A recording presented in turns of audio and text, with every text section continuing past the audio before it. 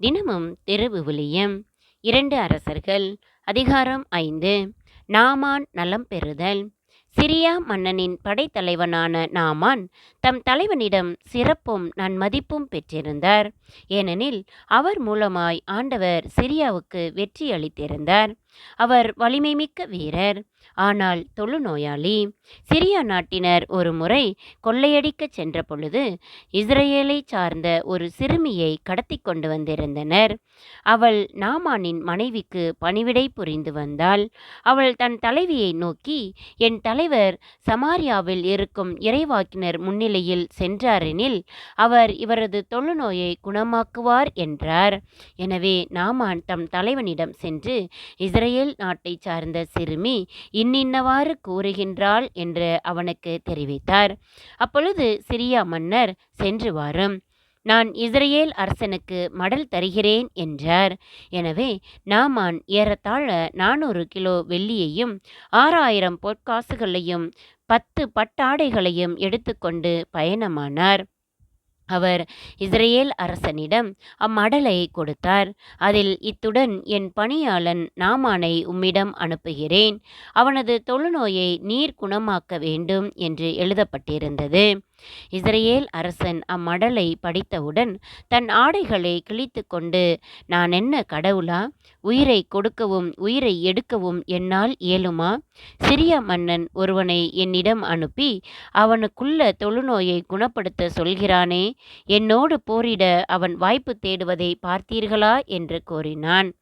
கடவுளின் அடியவரான Elisha, Israel அரசன் இவ்வாறு தன் ஆடைகளை கிழித்து கொண்ட செய்தியை கேள்வியுற்று அவனிடம் ஆள் அனுப்பி, நீர் ஏன் ஆடைகளை கிழித்து கொண்டீர்?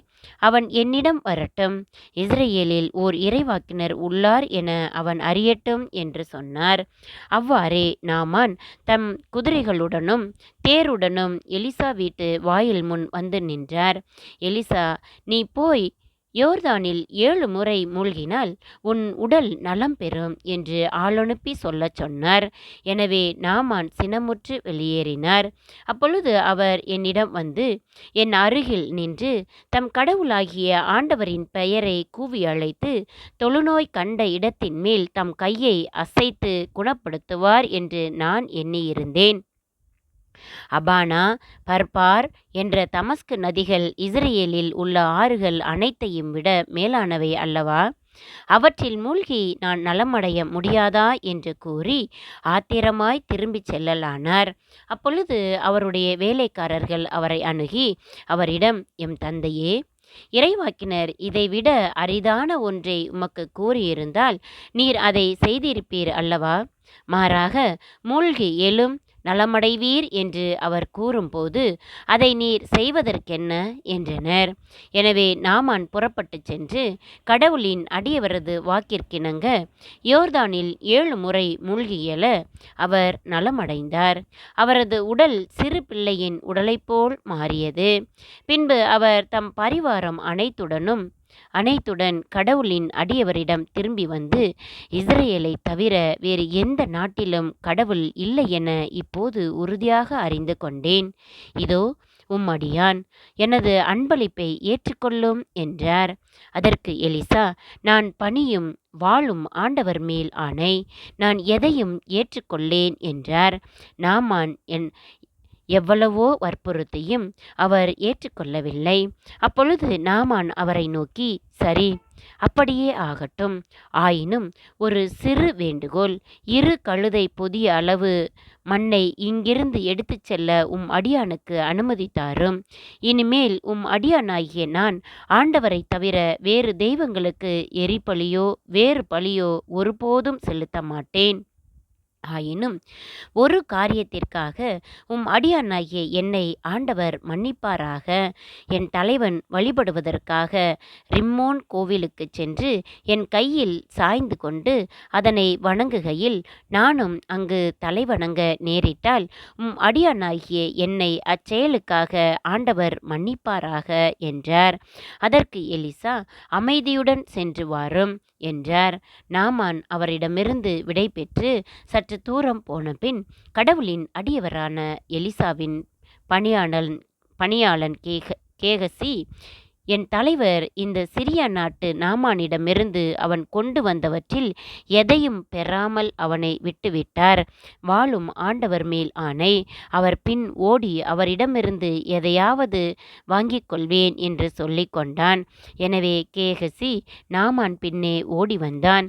அவன் ஓடி வருவதை நாமான் கண்டு தம் தேரிலிருந்து விரைவாய் இறங்கி அவனை எதிர்கொண்டு போய், என்ன, எல்லாம் நலமா என்று வினவினார். அவன் மறுமொழியாக, ஆம், எல்லாம் நலமே. என் தலைவர் தங்களிடம் என்னை அனுப்பி இறைவாக்கினர் குழுவினரான 2 இளைஞர் எப்ராயிம் மலைநாட்டிலிருந்து இப்பொழுதுதான் வந்துள்ளனர். அவர்களுக்கு 40 கிலோ வெள்ளியும் 2 பட்டாடைகளும் கொடுத்து அனுப்பும் என்று சொல்லச் சொன்னார் என்றார்.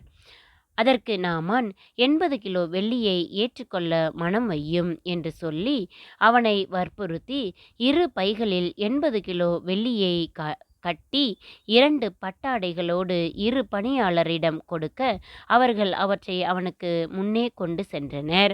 கேகசி மலையை வந்தடைந்ததும் அவர்களிடமிருந்து அவற்றை பெற்று தன் வீட்டில் வைத்து கொண்டான். பின்னர் அவர்களை அனுப்பி வைக்க அவர்களும் திரும்பிச் சென்றனர். அவன் தன் தலைவரிடம் வந்து அவர் முன் நின்றான்.